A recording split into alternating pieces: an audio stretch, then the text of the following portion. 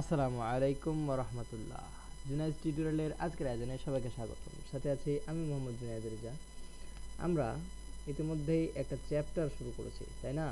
এই চ্যাপ্টারে আমরা যা যা জানবো তার একটা বিস্তারিত তোমাদেরকে আমি একটা ধারণা দিয়েছি, এবং আজকে আমি এই ষষ্ঠ শ্রেণীর বিজ্ঞান নিয়ে আলোচনা করব, তাই না? এই ষষ্ঠ শ্রেণীর বিজ্ঞানে আমি ইতিমধ্যে চতুর্থ অধ্যায় শুরু করেছি, চতুর্থ অধ্যায় শুরু করে ফেলেছি। এবং চতুর্থ অধ্যায়ে এসে চতুর্থ অধ্যায়ে এসে আমরা যে সমস্ত স্লাইড আলোচনা করেছি এবং যে সমস্ত কাণ্ড কাণ্ড নিয়ে আলোচনা করেছি, আমরা কাণ্ডের প্রকারভেদ সম্পর্কে জেনেছি, তাই না? এখানে না, এখানে না, এই তো আমরা এখানে ছিলাম, সবল কাণ্ড আর দুর্বল কাণ্ড, তাই না? আমরা সবল কাণ্ড আর দুর্বল কাণ্ড নিয়ে পড়তেছিলাম। তো আজকে আমরা ঠিক এটা নিয়ে পড়ব। আমরা ইতিমধ্যে জেনেছি কাণ্ড হচ্ছে দুই প্রকার, একটা হচ্ছে সবল কাণ্ড আর একটা দুর্বল কাণ্ড। এই দুই কাণ্ডের মধ্যে সবল কাণ্ড আছে, সবল কাণ্ডের আবার কিছু প্রকারভেদ আছে, তাই না? সবল কাণ্ডের আবার কিছু প্রকারভেদ আছে। আবার এখানে আবার অশাক কাণ্ড, আবার শাখান্বিত কাণ্ড আছে, তার আবার প্রকারভেদ আছে। তো যাই হোক, আমরা এগুলো নিয়ে একটু বিস্তারিত আজকে আলোচনা করব, তাই একটু দীর্ঘক্ষণ প্রিপারেশন নিয়ে থাকো। হ্যাঁ, আমরা আজকে এই স্লাইড শেষ করব, তারপরে এই স্লাইড শেষ করব। এই দুই স্লাইড শেষ করার পরে অর্থাৎ কাণ্ডের আজকে আলোচনা আমরা শেষ করে দেব, এবং কাণ্ডের কাজ পর্যন্ত আমরা শেষ করে দেবো ইনশাআল্লাহ। এবং পরবর্তী দিন আমরা আরও কয়েকটা ক্লাসের মাধ্যমে এটা শেষ করে ফেলব। তাহলে সাথে থাকো। দেখো, আমি এটা একটু গোড়া থেকে রিভিউ করি। দেখো, আমি এখানে তোমাদেরকে বলছি কাণ্ডের শ্রেণীকরণ। এখন কাণ্ড কয় প্রকার? কাণ্ড হচ্ছে দুই প্রকার, একটা হচ্ছে সবল কাণ্ড আর একটা দুর্বল কাণ্ড। সবল কাণ্ড কি? যে কাণ্ড শক্ত এবং গাছকে খাড়াভাবে দাঁড়িয়ে থাকতে সহায়তা করে, তাই হচ্ছে সবল কাণ্ড। আর সবল কাণ্ড আর দুর্বল কাণ্ড কি? দুর্বল কাণ্ড হচ্ছে যে কাণ্ড গাছকে সঠিকভাবে দাঁড়িয়ে রাখতে পারে না বা নেতিয়ে রাখে, তাই হচ্ছে দুর্বল কাণ্ড। তাহলে দেখো, সবল কাণ্ড একটু দেখো। এখন বলছে যে সবল কাণ্ড এসব কাণ্ড শক্ত ও খাড়াভাবে গাছকে দাঁড়াতে সাহায্য করে, যেমন আম, জাম, নারিকেল, তাল ইত্যাদি, তাই না? এই কাণ্ডগুলোর কোনোটি শাখা প্রশাখা থেকে, আবার কোনোটি শাখা প্রশাখায় থাকে না, অর্থাৎ এগুলোর কোনোটি শাখা প্রশাখা থাকে, কোনোটির আবার শাখা প্রশাখা থাকে না। এবার দেখো অশাক কাণ্ড। এসব কাণ্ডের কোনো শাখা হয় না, এসব কাণ্ডের কোনো শাখা নেই। কাণ্ডটি লম্বা হয়ে বেড়ে ওঠে, অর্থাৎ যে কাণ্ডের শাখা নেই এবং মানে ডিরেক্ট লম্বা হতে পারে, কোনো শাখা নেই, কোনো পাতা নেই, একদম উপরের পাতা, এটাই হচ্ছে কি অশাক কাণ্ড। এর শীর্ষে পাতার মুকুট থাকে। খেয়াল করে দেখবে নারিকেল, তাল, সুপারি গাছের কাণ্ড এ ধরনের হয়, তাই না? এবার দেখো শাখান্বিত কাণ্ড। তাহলে এখানে এসে আমরা যা জানলাম, এখানে এসে আমরা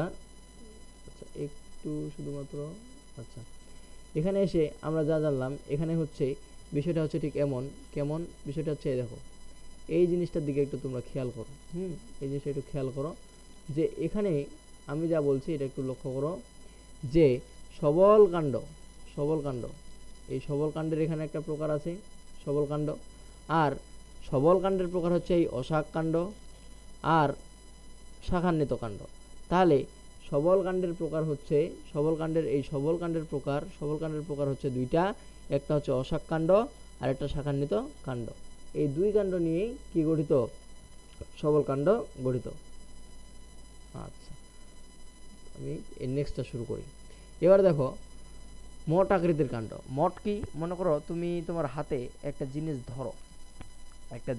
ধরো, এই যে তুমি জিনিসটা ধরলে, এটা তো তোমার হাতে একটা জায়গা দখল করেছে।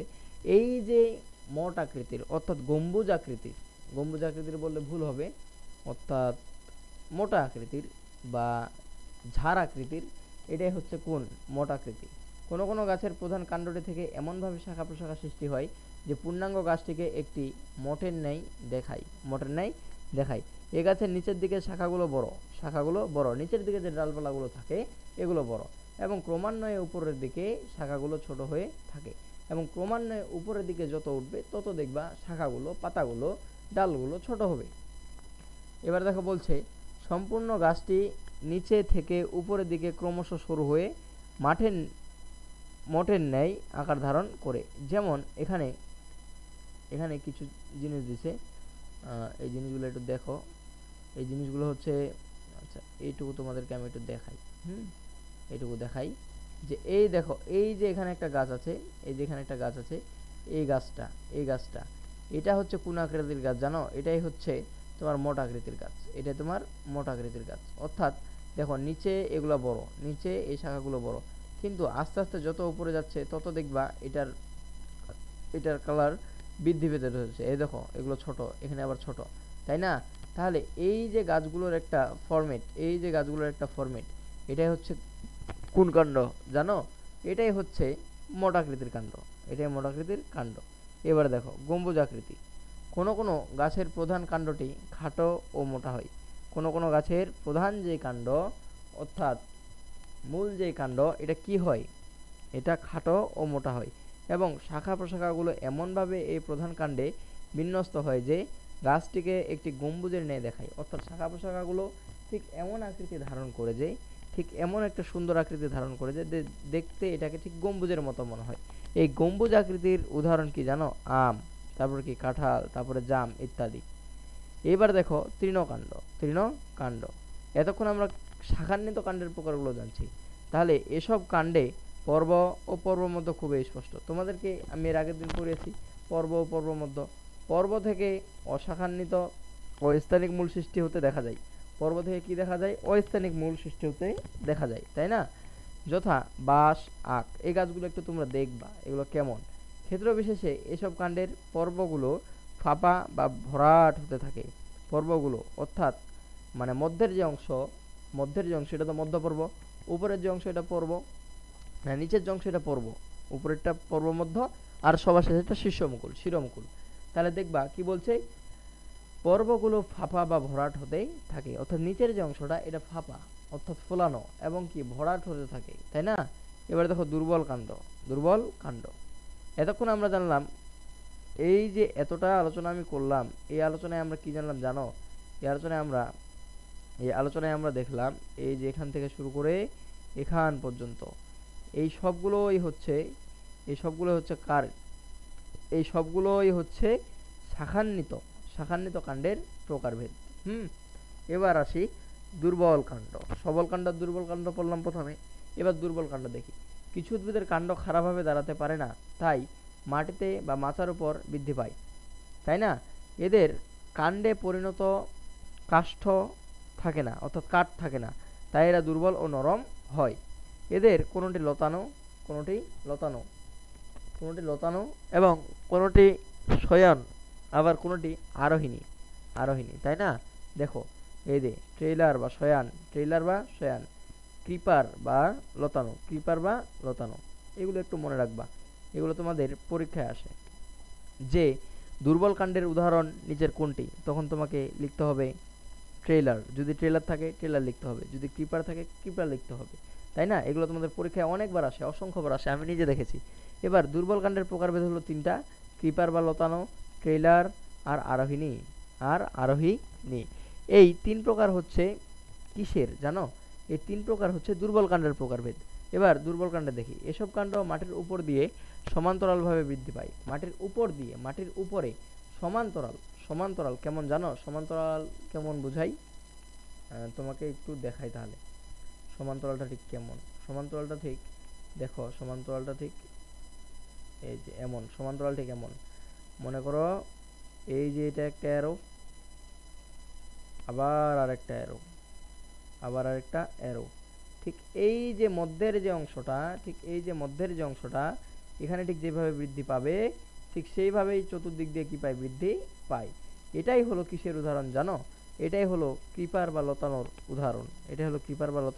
উদাহরণ।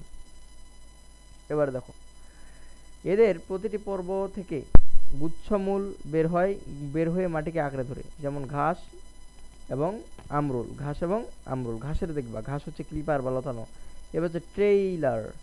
এসব কাণ্ড মাটির উপরে ছড়িয়ে পড়ে, কিন্তু পর্ব থেকে মূল বের হয় না, যথা পুঁই, মটরশুঁটি। এবার দেখো আরোহিণী। এ সকল কাণ্ড কোনো কোনো অবলম্বনকে আঁকড়ে ধরে উপরের দিকে বেড়ে ওঠে।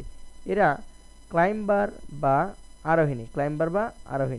শিম, পান, বেত, মানে এগুলো আঁকড়ে ধরতে সক্ষম, তাই না? আঁকড়ে ধরতে সক্ষম। তো এগুলো একটু মনে রাখবা, এই জিনিসগুলো তোমাদের পরীক্ষায় আসবে। এই জিনিসটা খুবই ইম্পর্টেন্ট, এই জিনিসগুলো এগুলো তোমাদের গাছগুলোর নামগুলো মনে রাখতে হবে।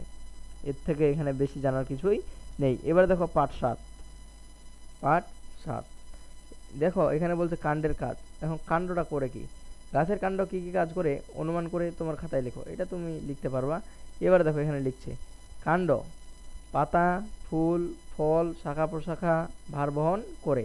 এবার 2, কাণ্ড শাখা প্রশাখা ও পাতাকে আলোর দিকে তুলে ধরে যাতে সূর্যের আলো যথাযথভাবে পায়। এবার 3 দেখো কাণ্ড শোষিত পানি ও খনিজ লবণ শাখা প্রশাখা, পাতা, ফুলে ও ফলে পরিবহন করে। এবার 4, পাতায় প্রস্তুত খাদ্য কাণ্ডের মাধ্যমে দেহের সর্বত্র ছড়িয়ে পড়ে। এবার 5, কচি অবস্থায় সবুজ কাণ্ড সালোকসংশ্লেষণের মাধ্যমে কিছু পরিমাণ খাদ্য প্রস্তুত করে।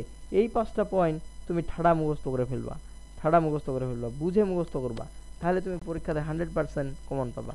তো যাই হোক, আজকে আমি এত দূরে পড়িয়েছি, নেক্সট দিন থাকছে আরও। ততক্ষণ ভালো থাকো, সুস্থ থাকো। আসসালামু আলাইকুম ওয়া রাহমাতুল্লাহ।